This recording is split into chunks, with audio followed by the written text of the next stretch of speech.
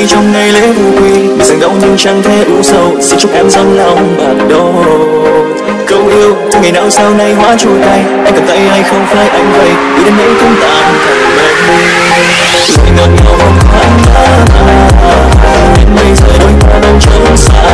Cho anh người duyên thôi duyên, em là ai như bóng kia đã